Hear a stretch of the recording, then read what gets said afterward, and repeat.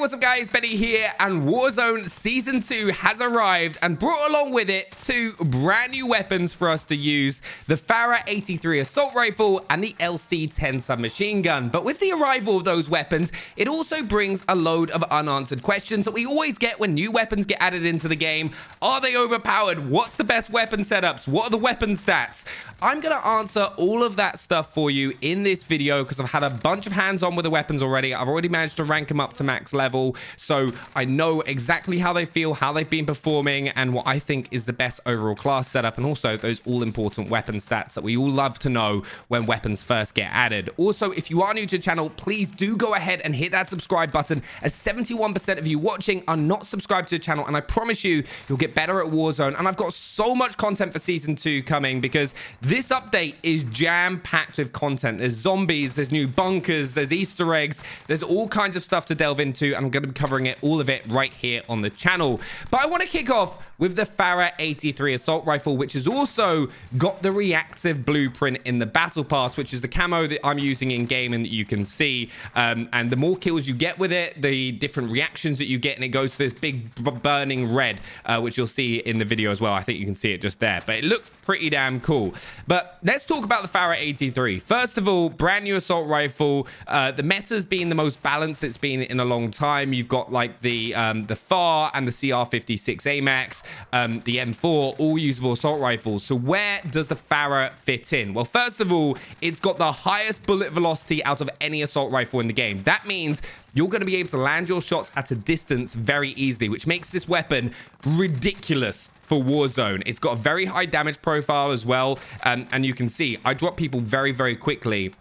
And because of that bullet velocity and the effective damage range of this weapon, you are probably going to be seeing it used a lot. My first instincts with this and my usage of the weapon is it's a meta weapon. It is so powerful. It's got a solid fire rate of around 800 rounds per minute, which is definitely up there with the assault rifles, very similar to the M4A1, but has like the power of like what feels like the power of a CR56 AMAX.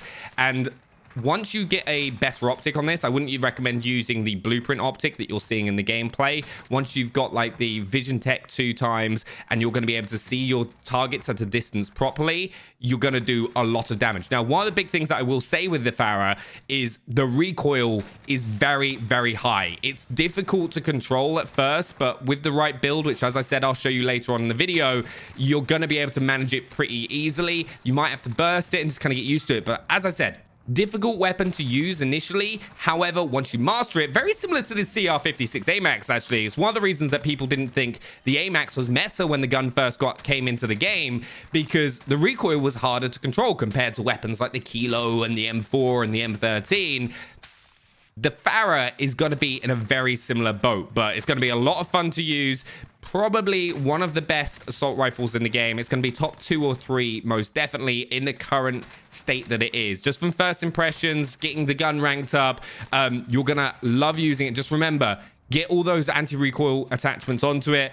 The mobility is definitely one of its weak points. It's not as going to be mobile as like the Kilo was, where you're going to be able to run around like a mad person and get your ADS up as quickly, because it's a bit more weighty and it's kind of balanced in that way.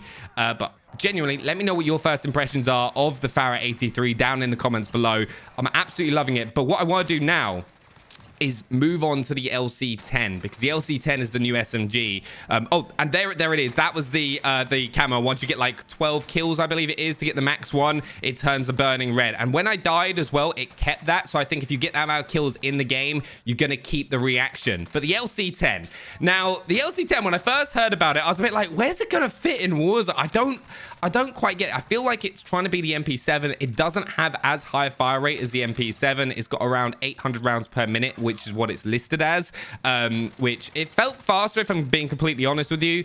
The one problem is I only had the 34 round mag when I was recording the gameplay, so it wasn't as effective at taking out multiple targets. However, this is going to be a very it's going to be a very efficient weapon in different ranges. So it's not the most dominant at short range. It's just not going to beat weapons like the MAC-10 and the MP5 right in someone's face.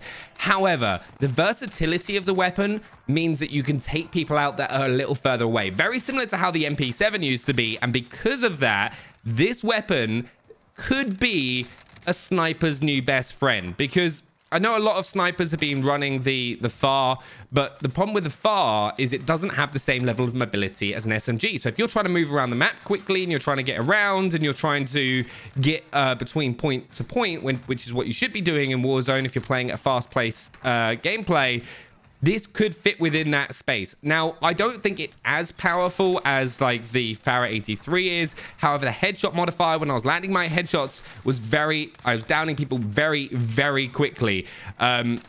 And that is something to take into account. The bullet velocity isn't too great. It's around 410 meters a second, which is what you would expect with an SMG. But it was like, I'm going to be honest with you, it's fun to use. I once again was using the blueprint when I was capturing the gameplay so that I could see, just start ranking it up as quickly as possible, which is something I would recommend every single person do. If you want to rank your guns up as quickly as you can, if you have the ability to get the blueprints from the battle pass, it's definitely worth doing. So I do whenever a new season comes out and helps me out. But the area that I'm in right now is the new ship location. So it kind of gave me an opportunity to test out the new weapons and also see one of the new mechanics in the game, which is the zombie event, which you have to trigger yourself. So there are panels all around the map that you can trigger to cause the ship, the zombies to spawn out, which is another great way to rank up your weapons. You do get experience for killing them and taking them down. And as you can see from the gameplay right now with this LC-10 it's a very, very accurate weapon. There's like no recoil at all. So when you're building the class setup, which once again I will show you very shortly, you don't have to worry about kind of controlling the like having all the recoil attachments. You can kind of aim for mobility and ADS time, which makes it as I said, a very versatile SMG. It's not going to be in the top 3 for up close. However, it's going to be, as I said, operate very similar to the MP7 and kind of fit within that range, just because like I think right now, if you're using a sniper, you don't really want to use the MAC-10 or you don't really want to use the MP5 because like you then really lose out in those medium range distances. And that is what Raven and Treyarch have designed this weapon to kind of operate in. So let me know what you think about the LC-10 down in the comments below. I personally think out of the 2 weapons, the Pharah 83 is going to be on top. Let me know what you think, and let's check out the best class setups so you have exactly what you need to use these weapons in Season 2. So let's start off with the best Pharah 83 class setup. On the muzzle, you're going to want that agency suppressor for sound suppression and vertical recoil control. Now, the Pharah has a lot of recoil, as you saw in the gameplay, so you're going to need everything that can help counter that. So this gives you vertical recoil control as well. And also, with the patch notes, they have gone and updated all the descriptions for the attachments, so they're now apparently labeled correctly. We'll see in the future if it is.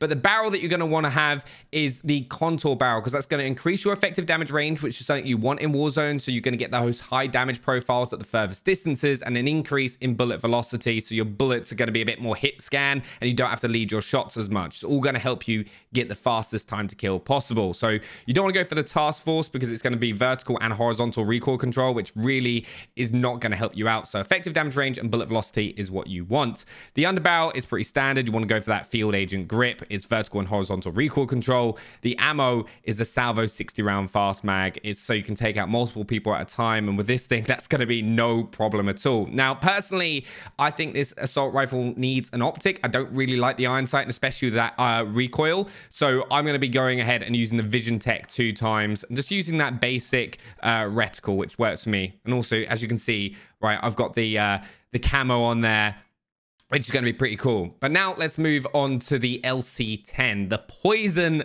Dart. If we go into this straight away, it's a really good SMG. Don't get me wrong. I think it's going to be perfect for snipers that want that mobility, but you're going to want that agency suppressor on there for sound suppression and also that vertical recoil control. Just going to make this thing even more of a laser so you can get those headshots, which is really what makes this thing take people down so quickly from what my hands on so far. The underbarrel, pretty easy. Field agent grip. The ammo, you're going to want to go for that. The Stagnag 55 round mag rather than the 52 fast mag. It just kind of will help you out more in taking out duos and trios. Then for the final attachment, if you really want to, the barrel you're going to want is the Task Force barrel. You don't need to worry about the vertical and horizontal recoil on this thing. It's just a laser anyway. But what you want, you've got two choices. Now, personally, I think the iron sight's really nice, so I'm going to be using the Raider stock on this. However, if you want to, you can get rid of the Raider stock and put on a Hawksmoor or a whatever sight that you like, to be perfectly honest, like the Millstop Reflex. But that for me is the best setup, and these guns are ridiculous. So there we have it, a first look at the two new weapons added into Call of Duty Warzone, the Farah 83 and the LC10. Personally think the Farah is going to be meta. It is an absolute beast of an assault rifle. The LC10 I think has that place for if you're playing as a sniper. I don't think it's going to beat the MAC-10 up close, but the Farah 83, insane. Let me know what you think down in the comments below, and if you're excited for Warzone Season 2, subscribe if you're new, smash the like button, and I'll see you next time.